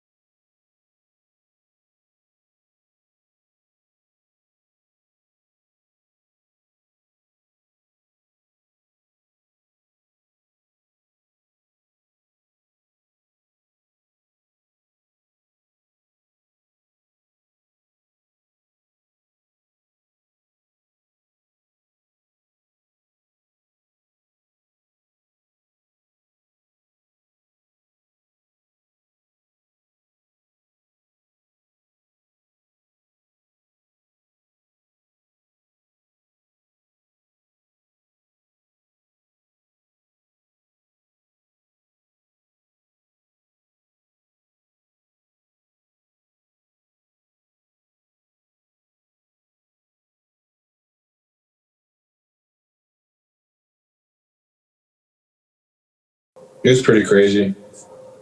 I actually really liked the villain. He did a really great job. He was actually a really good villain. He's kind of scary dude. Russian. I watched it with 2 Russians, and I was like, they were like, what the fuck? Like, they're always portraying Russians as bad guy. Well, that's because you are the bad guy. But yeah, I was just reading a description of the plot, and I'm like, just full disclaimer to anyone who's listening. I don't know if what I said is actually accurate. Like, I'm like, yeah, I don't know, man. It's the one I think I need a third watch. Need to watch it again. Yeah, I don't know. We'll see. But yeah, that's what it's about, though. Like, if you make a movie that I feel like, damn, I need to watch it 3 times so that I'm not out of the loop. No pun intended. That's fucking crazy, right? Like, that's what it's about. So yeah, shout out to fucking Chris Nolan, man. We just brought him up, the OG for everything. He's a god in this game. So far, so good. You've created the greatest Batman to date. I honestly thought, bro, and sorry, I hate to keep bringing this up, but I honestly thought that after Chris Nolan bodied, 3 Batman movies, just killed that trilogy, I thought directors would just be like, yo, we can't touch this unless we got something. You know what I mean? I thought that would just be the notion in the DC Marvel studios. I thought they would just have respect for, like, yo, people are asking for the rights to Batman, man. Do we want to give it up? Like, they see what the fuck Nolan did? Like, that's a nice song. I thought that would be the esque, but no, man. They were so happy when Ben Affleck was like, I can do it. Dude, yeah. Like, no. But I'm excited for Snyder Cut. I'm excited to watch it. Like, I'm nervous, but I'm going to be the first one to watch it, probably. I'll definitely check it out. I don't mean to throw so much hate towards Ben Affleck. He did the right thing by stepping down as Batman. So I'll forever be grateful to him for that. This guy. So our next topic, we have AudioMac. Basically, their streams are now counted as streams. AudioMac is like kind of like SoundCloud, kind of like Daft Piff, where it's like you can put up a mixtape there and it's cool because you don't really get money from it. And so that's how I've been using AudioMac. It allows me to listen to like all the mixtapes that I love too, and sometimes mixtapes are better than albums.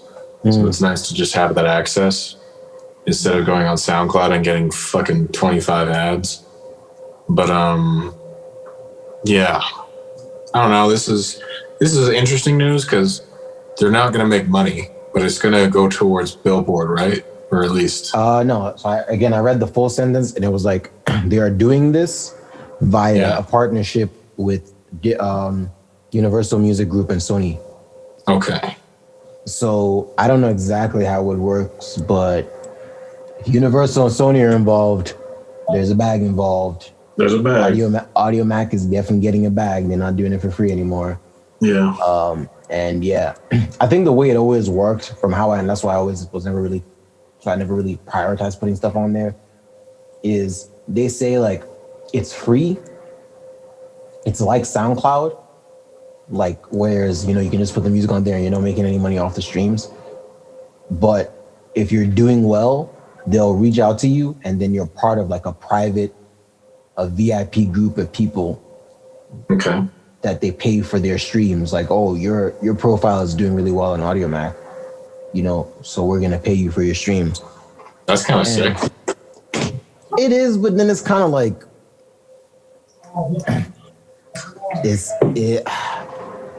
what is the criteria to get into that club? Oh man, you gotta have Friday Night Lights is in that club probably. I'd assume like it has to be over 1 million because I don't feel like you get like crazy streams on AudioMac. But this is what I'm saying. Like, I don't think that's what it is. Like, it just seems like, yeah, like obviously like the elite, if you're doing really good numbers, then all right, we're gonna notice and we're gonna give you some money for it. But it's like you have to be doing really good numbers for, I don't know, it just seems it's almost kind of like what Spotify is doing, whereas anyone who has music on Spotify, we will pay you for anyone who streams your music, but we're gonna pay you a fraction of a cent. They're just saying we're not gonna pay anyone, all of you put your music here, we're not gonna pay any of you. You know, this you people listening to your music on the platform is definitely generating someone money, most likely them. Yeah. And they're just using the money. So like if there's 80 artists, or if there's 100 artists on the platform, Yeah. 80% of them are not in that exclusive club, but they're all putting out music and making money for the platform. But that money for the platform is only going towards 20 of that 100. Yeah. You know what I mean? Well, this is even more reason to have our own sort of way to make money off music and have like Patreon and all that shit. Because, I mean, that stuff really is like you just put it out and you don't make money off your music. That sucks. Like you could put out the most fire mixtape, gets crazy streams, and they're like, okay, we're going to give you this much. I don't want to live that. I don't want someone telling me how much I'm guaranteed. It's shit. It's not even, and that's what I'm saying with that. It's like, there's not a criteria set anywhere. So you might put out the most fire mixtape, you might do crazy numbers, and they don't even reach out to you. You know what I mean? You're reaching out to them like, hey, can I get in the VIP club? Like, No. You know what I mean? Like they choose who's in the club. Are you Drake? So yeah, I don't know. So at the end of the day, I don't know if this is much better. if I'm like, whenever you see UMG's name on shit, like they're not here to be friendly. You know, there's some crazy shit going on behind the scenes. They're here for percentages. No one else is. Yeah. They're trying to find ways to just kill the artist. That's what this is, bro. Like, it's crazy. Yeah, that's even more incentive to just stay independent and like we talk about with like what's that new Clubhouse? Like it'd be wise, like academics was saying, like I'm not going to go on your platform unless I have equity in the platform, and I think that's the way people should start looking at everything. Because it's like, yo, people are using you. These labels are just, they're not for you. They're for the money. And they're trying to make the most money off of your brand.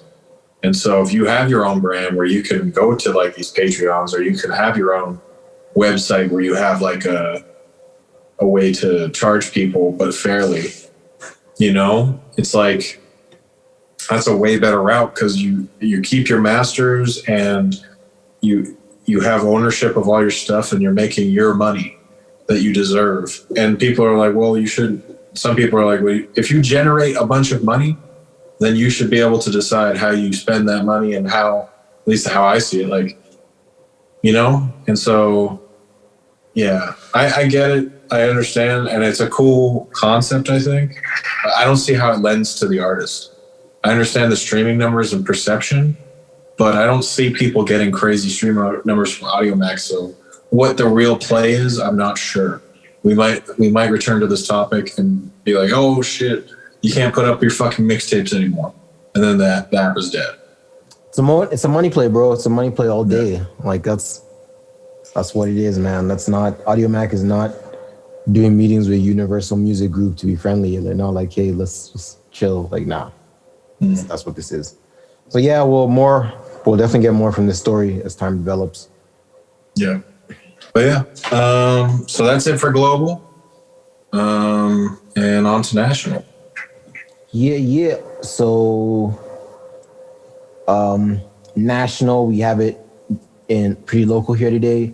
Calgary police responds to viral video showing police officer kicking dog.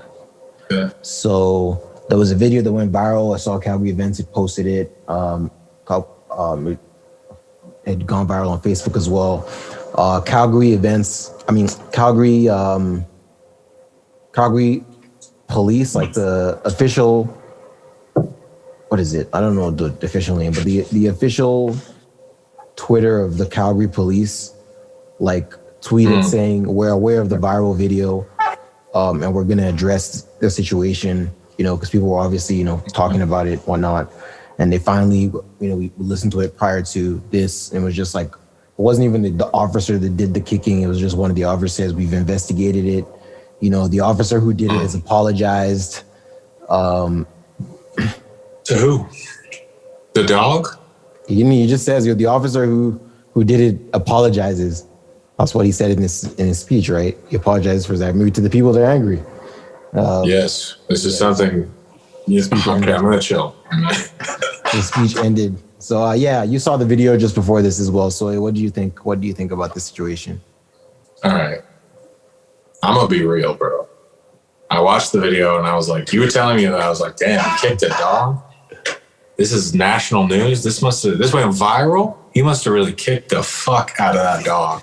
He must have beat the shit out of that dog if it's viral. If it's all over the place, right? And so I watched the video, man. Bro, I have kicked dogs like that before. Multiple times. Oh my God, there's going to be a mob at your place, bro. I don't give a fuck. Dog kicker. You kick dogs. No, I literally have had a cat attack me and I kick it across the room. I don't know, dude. It didn't even look like he kicked it that hard. I was like, it's just crazy. How are people asking for an apology on behalf of a dog? How do you know that dog even gives? The dog probably didn't even care. He's like, oh, he's a dog that fights crime. He's been through it all. The man literally sniffs coke out for a living. I'm sure he's doing fine. It's also a dog. And the same dog that you guys are all up in arms about, if you had any drugs on you, it would bite the fuck out of your leg. I don't think and it would destroy you. I think it's like it sniffs out and then, it points. It's just going to maybe it'll bite. Non-violent dogs. It'll bite your trousers. No, they're well trained. I don't think that's what it's supposed to do. Like they don't fucking just, he's got the coke. I watch too many fucking... I watch too many crime movies. All I see are dogs biting off. I watched Once Upon a Time in Hollywood, and that dog was crazy. Maybe but I don't know the procedure. Okay. I don't know, dude. I think it's pretty dumb, and I'm sure there was people on social media commenting like, "Oh my God, I can't believe this guy. This guy, we pay this guy. This is our tax dollars." It's like. Dude, I saw that video and I don't even know if I call that a kick. That was a hit. That was barely hitting it. I don't know. I think it's a little ridiculous. Yeah, I don't know. I saw it. I definitely saw it at the end of the whole debacle, when, dog had already been kicked and the Calgary police had already made that tweet. I saw the kick as well. And again, so did you watch an entire video and it was just the one kick? Yeah. Because I thought I just was there more? That's why I thought I just saw I saw the kick happen when I saw it on social media and I just scrolled past it. So maybe I thought there was more. So if it just ended with that one kick I saw, then I can see how this might have been blown out. But yeah. I don't know, man. I definitely it's nice that people care. It's nice that people are definitely care about animals like this. But I definitely it honestly pisses me off. Stop caring. All right, it's not even your dog. It's a service dog. If that fucking dog bit your arm, you would punch it in the mouth. If a dog ever attacks me, I'm going to put my fist down its throat. That's what I've been told. I don't know, man. Maybe we don't know the full story. I actually don't know why people would have been angry if it was just a kick. Maybe it was because we're all saying because people are crazy. The dog did something. Did the dog actually do something? Was it just he was chilling, but was there seconds before that nothing was happening and dude was like, "Yo, fuck this dog"? No, the dog was riled up. He's probably had a rough day. It was fucking freezing out. I don't know if anyone knows this. Have you been outside in the past week? It's been bone chilling. It's definitely fucking freezing. There's more to it than that. He didn't just go up to the dog and kick it. You think he was just like kicked it like warm up dog? Y'all ever had a rough day? Damn. Like I'm just cracking jokes, man. But I don't think it's that serious either, man. I saw it. I don't think it's that serious, but this is definitely the culture here, man. We obviously care about our animals a lot, and so that's nice collectively as a community. You know, we're like, oh, that's wrong for a police officer to do, but it's kind of like, yo, give the police officers a break, man. Like, they, you know, I'm literally like a fuck the cops advocate, and I'm like, they've had it pretty hard this past year, man. Like, think about the cops. And now we're like, yo, fuck this guy for this dog, like. Dude, I don't even like apologies like that. I don't even understand why people have to apologize after they do something sometimes. Because I'm like, they don't mean it. He wouldn't apologize if no one found out. So he doesn't mean it. He's just saying it. So it's like, you really want just a fake apology? Is that what people really want from people? Is just to be it seems like, yeah, he had to do that so that they would end, right? Because, man, like, just like you're saying, these people are crazy, bro. If they didn't get that apology or any address of the matter, that would have been like a protest going on outside of the police saying like, yo, this guy needs to resign. You know, and there's crazy people that would do that, right? And it would just blow shit out of proportion. Like, that's a real situation that could happen, man. That's really, I can imagine what you call the sergeant, the head of the police department being like, this, we really got to rationalize this out, man. If people are upset at you kicking this dog, you got to apologize. We can't have people up in here. We can't have the people against us. But yeah. I don't know if there's more to this story. Maybe if someone is listening and knows, maybe reach out. But I think we got all of it. And yeah, people are just blowing shit out of proportion. I don't know, man. I feel like you could say that about a lot of things nowadays. People just crazy. They're just so attached. I don't understand why people need an apology for something else they weren't even there. You're literally in your home and he's outside freezing, trying to help. Fuck, I don't know. Yeah, I don't know either, man. Yeah. But yeah, people are mad at me, so be it. I mean, at least he apologized, man. I feel like he probably didn't want to apologize. That's why some other person was giving the speech, right? Because you would think the officer would give the speech, but he was just like, yo, I'm not fucking apologizing. And he's like, all right, I'm going to go up there and tell them you did. That's what it's just a PR stunt. Because he's like, are you serious? You want me to apologize for kicking Scruffy? This is my best friend. Yeah, we got in a fight. You ever gotten in a fight? I've gotten verbal altercations with my animals. I had a fight the other day with my cat, and I was yelling at him. She didn't understand a word. No, I feel you. Yeah, man. So that's what's popping in Calgary. On to our local. All right. Local news. We're just going to talk about... it'd be a good time to reflect. We're making some pretty big moves right now. And it's just really nice. I was even thinking about it today when I was on the couch, actually. So it's nice that you brought this as a topic. We're talking about the Lifted Ones. We're part of a group collective called Lifted Ones. And it's definitely to put hip hop on in the city. And the first time we met, I've known Shosho for a minute. I've known Shosho since high school. And we were never really like best friends, but we were always cool. And I always knew you rapped. And so I remember coming here and we like met up, and Dawson was already on board for Lifted Ones. And I've known Dawson since kindergarten. And the first time we met up, I was still drinking super heavily. And we were in my grandma's basement, and we were like, all right, let's start making beats. And you made the beat to Another Girl, which is a really hard beat. And I just remember at one point, I was like, I passed out because I was drinking so much. and I was on my bed, and I just like opened my eyes, and I just see you and Dawson just like vibing so hard. And Dawson told me that he hit the bong that night. Yeah. And he was just so faded.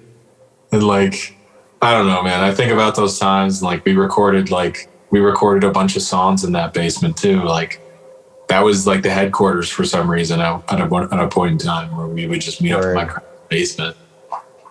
And then we went from grandma's basement to did we go to your crib after that?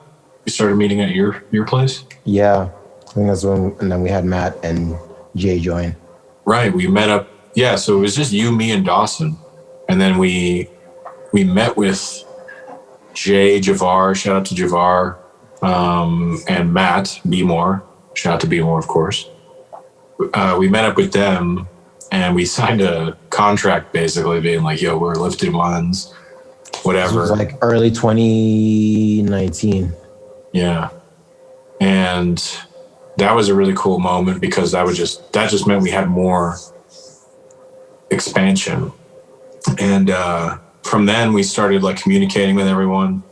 We started meeting up like every other day, or not every. We met 2 times a week, one for beats, and then what was the other one for? It was just we'd record.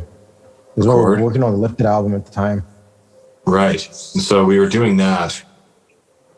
And there's so many things, man. There's so many things that we're accomplishing, and it's like it's these little things that I reflect back on. It's like, damn.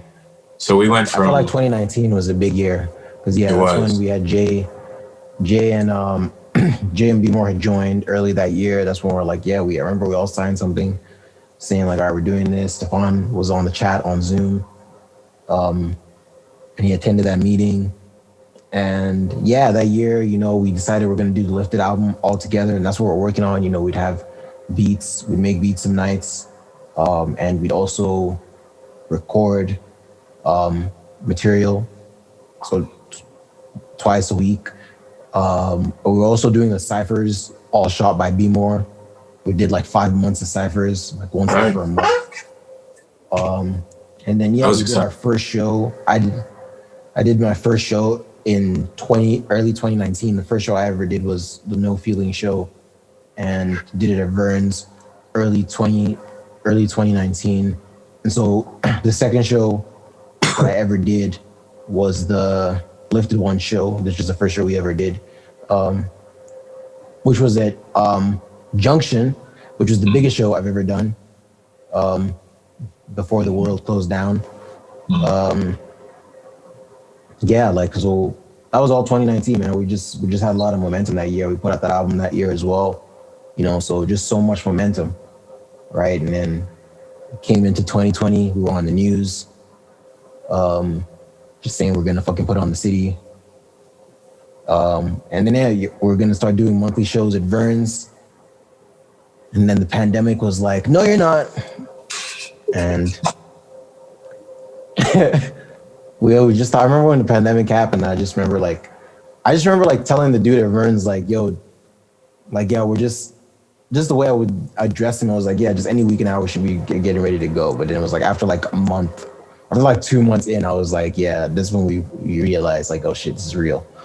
So yeah, definitely 2020 definitely was a change in that. Like definitely if you reflect on all of 2019, there was just so much momentum that 2020 just being hit with that pandemic definitely made all of this feel away. Yeah, slowed things down for sure. But nonetheless, we overcame. I didn't mention that at the beginning of 2020 was when we got Jared join us as our manager. So even though awesome. It was going to be a slowed down year, we did get an addition to the team. And so from there, obviously it was slowed down, but we were able to start having meetings, make our meetings more of a prominent thing, just discuss more. And I think we've gone back to like a strong whole point, where we're talking every week, and now we're moving on to a decision, big decision here. We're trying to get a location. I don't want to give too many details, but yeah, man, that's been the trajectory, man. It's been like 2018 to now. So this is the trajectory. So that's 3 years. Crazy, man. It's only going up, you know. Yeah, I feel like the goal is to have a music empire. You know, that's my vision. Is we'll have a record label. We are all dominant artists on the record label. We're all putting out music. We're all recognized for hip hop in the city of Calgary. We now have a platform and a base that, you know, we're signing other talent and developing them and whatnot. That's how I see it. Like, we literally are the infrastructure for hip hop in Calgary. Is the vision. Yeah, I'm trying to have a world tour as well. Yeah.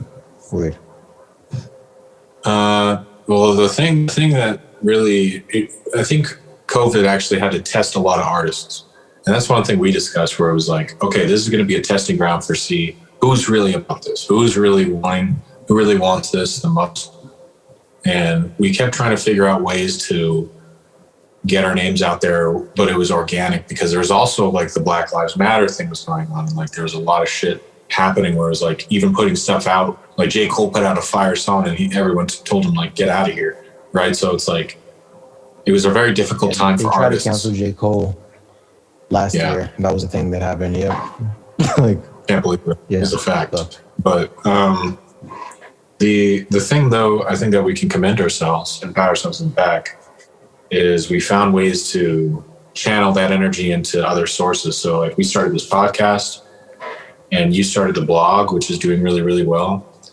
And like the ciphers, and it's like, everything's almost an extension of like, okay, let's take these ideas that we had before, where it was like kind of just us, where we were doing the ciphers. Let's implement that into an every or like whatever, you know what I mean? Like, it's just like, it's an evolution of everything. And so being able to go into this situation that we're going into,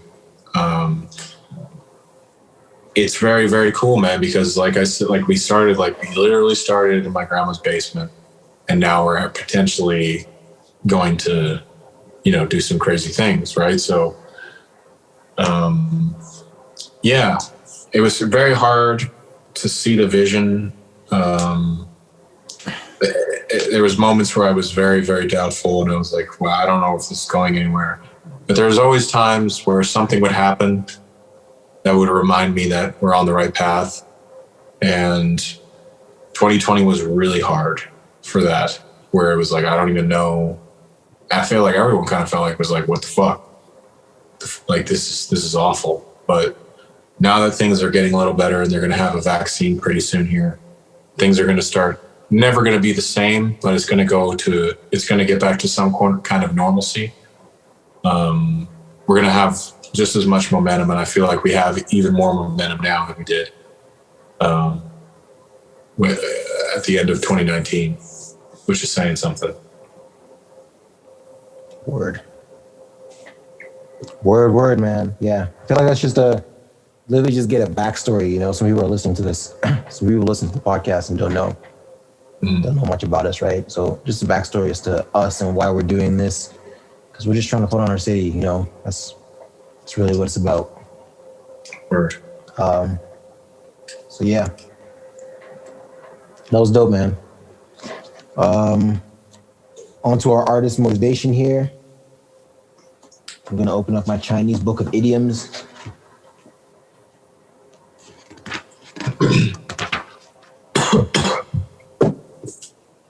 This is a very simple one. This is actually a Kung Fu book. I was trying to teach myself Kung Fu. I was actually teaching myself Kung Fu. I know some moves for the last couple of months. And I recently just came to the realization that, I don't know, I'm not the most qualified to teach myself. I don't know what. You need a master. what what really crossed my mind was like, man, I could master these techniques and moves, at least to my benefit, but it's like if I ever needed to apply, I don't really know the application, you know what I mean? All I know is, just all I know is the forms. A master is like, all right, this and this combined is how you use to defend against this, right? Like, so it's just like I might have everything. And that was my plan was, all right, learn all the drills that are in the book. And then like when the quarantine is over, I'm going to meet a master and he will put it all together for me. But it's like, he doesn't know what I know. Like, he's going to start me from, show he's me. gonna like, you know nothing. You know I know nothing. Okay. So yeah, anyways, I started teaching myself Kung Fu, but this is still a dope book. I still read through it. The Kung Fu style is called Wing Chun. And this is actually the style that Bruce Lee practiced. So it's actually a dope art form, outside of just like a fighting style. But anyways, the idiom on this page is learn to walk before trying to run. Yeah, that's today's artist motivation. I don't think that needs much explaining. So we all have big goals, but baby steps to the big goals, right? That's what it's about. Yeah. And so, yeah, that was episode 34 of Just Kicking It. Guys, thank you again. If you made it to the end of this episode, really appreciate you. Please, if you are listening to this podcast, hit that follow button. And if you are watching it on YouTube, hit subscribe and make sure to hit that bell so you get notified when we put out a new episode every week. My name is Polo Show. I go by Poliano_DA_Don on Instagram. What about you, Soy? I am the only true Soy. Yeah. And don't forget to follow our Lifted Ones Instagram page. That's lifted_ones. And don't forget to follow the official hip hop blog. That's YYC Hip Hop Daily. Yeah. Anything you want to plug? No. I think I'll plug our A Dying Breed album. Right. While, since we're reminiscing today, I actually reached out to me. It's Valentine's Day. Oh, yeah. All right. We do have an album, Songs About Girls. Right. That's definitely what you should check out. Songs About Girls by Polo Show and Soy. Available on all streaming platforms. That's an album, collaborative album we put out between me and Soy. It's the first collaborative album we put out by Lifted Ones. We put out in Valentine's Day on 2019. And hopefully we'll get the next one out next year, 2022. Mm-hmm. But yeah, check that shit out. I don't know if you want to listen to that with your girl, but I don't know, she might fuck with it.